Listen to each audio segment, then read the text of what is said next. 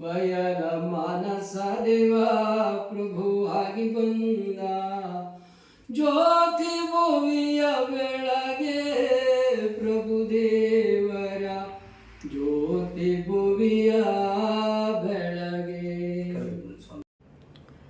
ಜ್ಞಾನದ ಬಲದಿಂದ ಅಜ್ಞಾನದ ಕೇಡನ್ನೋಡಯ್ಯ, ಜ್ಯೋತಿಯ ಬಲದಿಂದ ಅಮಂಧದ ಕೇಡು ನೋಡಯ್ಯ, ಸತ್ಯದ ಬಲದಿಂದ ಅಸತ್ಯದ ಕೇಡು ನೋಡಯ್ಯ, ಪರುಷದ ಬಲದಿಂದ ಅವಲೋಹದ ಕೇಡ ನೋಡಯ್ಯ, ಕೂಡಲ ಸಂಗನ ಶರಣರ ಅನುಭಾವದಿಂದ ಎನ್ನ ಭವದ ಕೇಡು ನೋಡಯ್ಯ.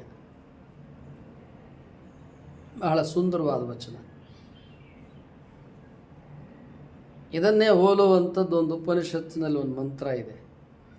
ಅಸತೋಮ ಸದ್ಗಮಯ, ತಮಸೋಮ ಜ್ಯೋತಿರ್ಗಮಯ, ಮೃತ್ಯೋರ್ಮ ಅಮೃತಂ ಗಮಯ ಅಂತ. ಬಸವಣ್ಣನವರು ಬರೆದಂಥ ಈ ವಚನಕ್ಕೆ ಪೂರಕವಾಗಿ ಅಕ್ಕಮಹಾದೇವಿಯವ್ರದ್ದು ಒಂದು ವಚನ ಇದೆ, ಅದನ್ನು ನಂತರ ಹೇಳ್ತೇನೆ. ಈಗ ಈ ವಚನವನ್ನು ಪರಾಮರ್ಶೆ ಮಾಡೋಣ. ಜ್ಞಾನದ ಬಲದಿಂದ ಅಜ್ಞಾನದ ಕೇಡ ನೋಡಯ್ಯ. ಬಹಳ ಸುಂದರವಾದ ವಿಚಾರ. ಇದನ್ನೇ ಅಸತೋಮ ಸದ್ಗಮಯ, ಅಸತ್ಯದಿಂದ ಸತ್ಯಕ್ಕೆ, ತಮಸೋಮ ಜ್ಯೋತಿರ್ಗಮಯ, ಕತ್ತಲೆಯಿಂದ ಬೆಳಕಿಗೆ, ಮೃತ್ಯೋರ್ಮ ಅಮೃತಂ ಗಮಯ, ಸಾವಿನಿಂದ ಅಮೃತತ್ವದ ಕಡೆಗೆ ಹೋಗಬೇಕು ಅಂತ ಉಪನಿಷತ್ತಿನ ಮಂತ್ರ. ಇಲ್ಲಿ ಬಸವಣ್ಣನವರ ವಚನ ಏನಿದೆ? ಜ್ಞಾನದ ಬಲದಿಂದ ಅಜ್ಞಾನದ ಕೇಡ ನೋಡಯ್ಯ. ಜ್ಞಾನವನ್ನು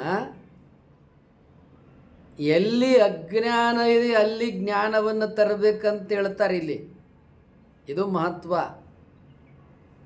ಈಗ ತಮಸೋಮ ಜ್ಯೋತಿರ್ಗಮಯ, ತಮಸ್ಸಿದ್ದಲ್ಲಿ ಕತ್ತಲೆ ಇದ್ದಲ್ಲಿ ಬೆಳಕು, ಕತ್ತಲೆಯಿಂದ ಬೆಳಕಿನೆಡೆಗೆ ಅಂತ. ಕತ್ತಲೆ ಇದ್ದಲ್ಲಿ ಬೆಳಕಲ್ಲ, ಕತ್ತಲೆಯಿಂದ ಬೆಳಕಿನ ಕಡೆಗೆ ನಡೆಯಬೇಕು. ಅಸತೋಮ ಸದ್ಗಮಯ, ಅಸತ್ಯದಿಂದ ಸತ್ಯದ ಕಡೆಗೆ, ತಮಸೋಮ ಜ್ಯೋತಿರ್ಗಮಯ, ಕತ್ತಲೆಯಿಂದ ಬೆಳಕಿನ ಕಡೆಗೆ, ಮೃತ್ಯೋರ್ಮ ಅಮೃತಂ ಗಮಯ, ಮೃತ್ಯುವಿನಿಂದ ಅಮೃತತ್ವದ ಕಡೆಗೆ ನಡೆಯಬೇಕಂತ ಹೇಳ್ತಾರೆ. ಅದನ್ನು ಯಾರು ಮಾಡ್ತಾರೆ? ಮಹಾತ್ಮರು ಮಾಡ್ತಾರೆ. ಜನಸಾಮಾನ್ಯರಿಗೆ ಆ ಶಕ್ತಿ ಐತೆನಾ? ಎಲ್ಲ ಜನಸಾಮಾನ್ಯರಿಗಿಲ್ಲ. ಇಲ್ಲಿ ಬಸವಣ್ಣನವ್ರ ವಚನ ಏನು ಹೇಳ್ತದಪ್ಪ? ಇಲ್ಲಿ ನಾವು ತಿಳಿಯೋದೈತೆ. ಜ್ಞಾನದ ಬಲದಿಂದ ಅಜ್ಞಾನದ ಕೇಡ ನೋಡಯ್ಯ. ಎಲ್ಲಿ ಅಜ್ಞಾನ ಇದೆ ಅಲ್ಲಿ ಜ್ಞಾನವನ್ನು ನಾವು ತಂದಂಥ ಕಾಲದೊಳಗೆ ಆ ಪರಿಸರದಲ್ಲಿದ್ದಂಥವ್ರು ಎಲ್ಲರೂ ಕೂಡ ಜ್ಞಾನವನ್ನು ಪಡ್ಕೊಂಡು ಬಿಡ್ತಾರೆ.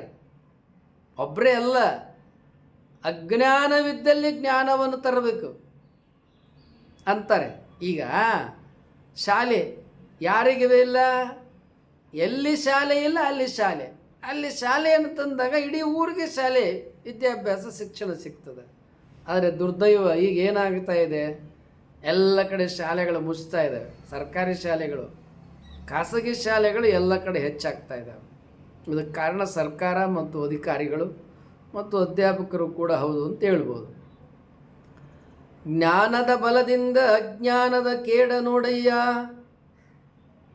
ಜ್ಯೋತಿಯ ಬಲದಿಂದ ತಮಂದದ ಕೇಡ ನೋಡಯ್ಯ. ಎಲ್ಲಿ ಕತ್ತಲೆ ಇದೆ ಅಲ್ಲಿ ಜ್ಯೋತಿಯನ್ನು ತಗೊಂಬ. ಎಲ್ಲಿ ಕತ್ತಲೆ ಇದೆ, ಯಾರ ಮನೆಗೆ ಕರೆಂಟ್ ಇಲ್ಲ ಅವ್ರಿಗೆ ಕರೆಂಟ್ ಕೊಡು, ಹೌದು ತಾನೆ? ಆಗ ಎಲ್ಲೆಲ್ಲಿ ಇಡೀ ಊರಿಗೆ ಕರೆಂಟ್ ಬಂದರೆ ಎಲ್ಲರ ಮನೆಗೂ ಬೆಳಕು. ಇದು ಅಂದರೆ ಇಡೀ ಮಾಸ್ ಸಮಾಜವನ್ನೇ ಉದ್ಧಾರ ಮಾಡ್ತಕ್ಕಂಥ ತತ್ವ. ವ್ಯಕ್ತಿಯೊಬ್ಬನೇ ಉದ್ಧಾರ ಆಗೋದಲ್ಲ, ಸಮಾಜದ ಜನಸಮುದಾಯವನ್ನೇ ಉದ್ಧಾರ ಮಾಡ್ತಕ್ಕಂಥ ಸಿದ್ಧಾಂತ ಇದು. ಜ್ಯೋತಿಯ ಬಲದಿಂದ ತಮ್ಮಂದದ ಕೇಡ ನೋಡಯ್ಯ,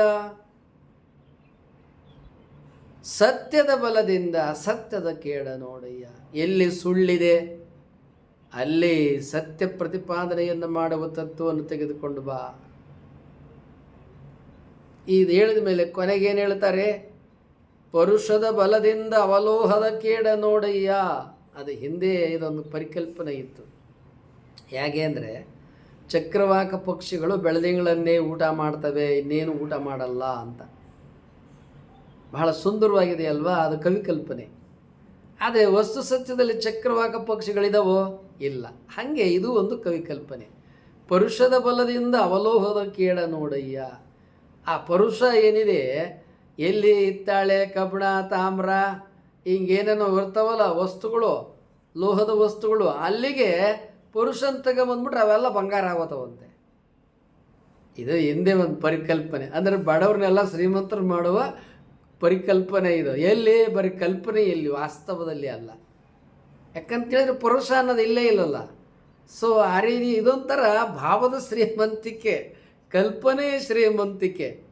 ವರುಷದ ಬಲದಿಂದ ಅವಲೋಹದ ಕೇಡ ನೋಡಯ್ಯ, ಕೂಡಲ ಸಂಗನ ಶರಣರ ಅನುಭಾವದಿಂದ ಎನ್ನ ಭವದ ಕೇಡ ನೋಡಯ್ಯ. ಬಸವಣ್ಣನವ್ರನ್ನ ಈಗಾಗಲೇ ಹೇಳಿದ ಹಾಗೆ ತಮ್ಮ ಮನೆಯಲ್ಲಿ 60ನೇ ವಯಸ್ಸಿನಿಂದ ತಮ್ಮ 90ನೇ ವಯಸ್ಸಿನವರೆಗೆ ಸುಮಾರು 30 ವರ್ಷಗಳ ಕಾಲ ಶಿವಾನುಭವವನ್ನು ನಡೆಸ್ಕೊಂಡು ಹೋಗ್ತಾ ಇದ್ದಾರೆ.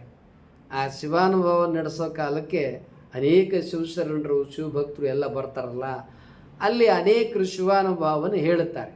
ಸೊ ಅವರೆಲ್ಲರ ಶಿವಾನುಭವವನ್ನು ಬಸವಣ್ಣನವರು ಕೂಡ ಕೇಳಿಕೊಂಡು ಅವರಲ್ಲಿ ಮೊದಲೇ ಜ್ಞಾನ ಬೇಕಾದಷ್ಟಿದೆ. ಯಾಕಂತೇಳಿದ್ರೆ ಅವ್ರು ಹುಟ್ಟಿದ ಮನೆಯೇ ಅಂಥದ್ದು. ಅವರಿಗೆ ಬಾಲ್ಯದಿಂದಲೂ ಕೂಡ ಶಿಕ್ಷಣ ಚೆನ್ನಾಗಿ ಆಗಿದೆ. ಮತ್ತು ಅವರು ಕೂಡಲ ಸಂಗಮಕ್ಕೆ ಬಂದಾಗ ಅಲ್ಲಿ ನವನಾಥ ಸಿದ್ಧ ಪರಂಪರೆಯ ಗುರುಗಳೇನಿದ್ದರು, ಅವರು ಜ್ಞಾನವನ್ನು ಸುಮಾರು ಅಲ್ಲಿ ಒಂದು 14 ವರ್ಷಗಳ ಕಾಲ ಬಸವಣ್ಣನವರಿಗೆ ಪೂಜಾ, ಪ್ರಾರ್ಥನೆ, ತಪಸ್ಸು, ಭಕ್ತಿ ಎಲ್ಲವನ್ನು ಕಲಿಸಿದ್ದಾರೆ. ಮತ್ತು ಏಕಾಂತ ಇತ್ತು. ಇವರಿಗೂ ಪರಮೇಶ್ವರನಲ್ಲಿ ಕೂಡಲ ಸಂಗಮ ದೇವರಲ್ಲಿ ಭಕ್ತಿ ಇತ್ತು. ಕೂಡಲ ಸಂಗಮದ ಹೊಳೆಯಲ್ಲಿ ಮುಳುಗರೋ ಕೂಡಲ ಸಂಗಮ ಮುಂದೆ ಪೂಜೆ, ಭಕ್ತಿ, ಪ್ರಾರ್ಥನೆ ಮಾಡ್ಕೊಂಡು ಆನಂದವಾಗಿ ವಚನ ಹೇಳ್ಕೊಂಡು ದಿನಗಳನ್ನು ಕಳೀತಿದ್ರು. ಹೀಗಾಗಿ ಆ ಅನುಭವ ಹೋಗಿತ್ತು. ಅಲ್ಲಿ ಅವರು ನವನಾಥ ಸಿದ್ಧರು ಮಾರ್ಗದರ್ಶನವನ್ನು ಮಾಡಿದರು. ಆದರೆ ಮುಂದೆ ಏನಾಗೋಯಿತು, ಸಂಸಾರದಲ್ಲಿ ಅವರು ಮುಳುಗಿದಂಥ ಕಾಲದೊಳಗೆ ಶಿವಾನುಭವ ಮರೆತು ಹೋಗ್ಬಿಡ್ತು. ಈಗ ಮತ್ತೆ ಅವ್ರ ಬದುಕಿನಲ್ಲಿ, ಸಂಸಾರದ ಬದುಕಿನಲ್ಲಿ ಶಿವಾನುಭವ ಆರಂಭ ಆಯಿತು. ಹೀಗೆ ಶಿವಾನುಭವ ಆರಂಭ ಆದಂಥ ಸಂದರ್ಭದೊಳಗೆ ಅನೇಕ ಶಿವಶರಣರ ಶಿವಾನುಭವವನ್ನು ಅವರು ಕೇಳಿದರು. ಕೇಳಿದ ಮೇಲೆ ಕೂಡಲ ಸಂಗನ ಶರಣರ ಅನುಭವದಿಂದ ಎನ್ನ ಭವದ ಕೇಡ ನೋಡಯ್ಯ. ಇಂಥ ಎಲ್ಲ ಶಿವಶರಣರ ಮಹಾತ್ಮರ ಅನುಭವವನ್ನು ಕೇಳಿಕೊಂಡು ನಾನು ಕೂಡ ಅನುಭವ ನಡೆಸಿ ಎನ್ನ ಭವ, ಹುಟ್ಟು ಸಾವು ವಠಾಯ್ ಇಲ್ಲಂಗಾಗೋಯ್ತು ಅಂತಾರೆ.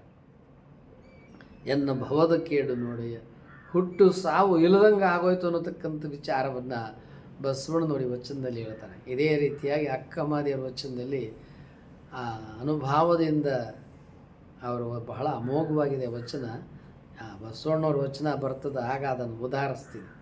ಅಲ್ಲಿ ಅಕ್ಕಮಾದೇವಿ, ನಿಮ್ಮ ಶರಣರನ್ನು ಆಗು ಮಾಡಿದ ಕಾರಣ ನಿಮಗಾನು ತುಡಿಗೆಯಾದೆನು.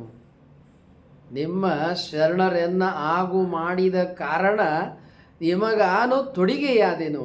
ಅದೇ ರೀತಿಯಾಗಿ ಬಸವಣ್ಣನವರು ಕೂಡಲ ಸಂಗನ ಶರಣರ ಅನುಭವದಿಂದ ಎನ್ನ ಭವದ ಕೇಡ ನೋಡಯ್ಯ ಅಂತೇಳಿ ಹೇಳ್ತಾ ಇದ್ದಾರೆ. ಬಹಳ ಸುಂದರವಾದ ವಿಚಾರ. ಈಗ ಬಸವಣ್ಣನವರು ನಿರಾಕಾರ ಭಕ್ತಿಯ ಕಡೆಗೆ ಹೊರಳಿಕೊಳ್ಳುತ್ತಾ ಇರೋದನ್ನು ಇಂತಹ ವಚನಗಳಿಂದ ಕಾಣುತ್ತೇವೆ. ವಿಜಯ TV 12 ಬಸವಣ್ಣನವರ ವಚನ ವ್ಯಾಖ್ಯಾನ 483.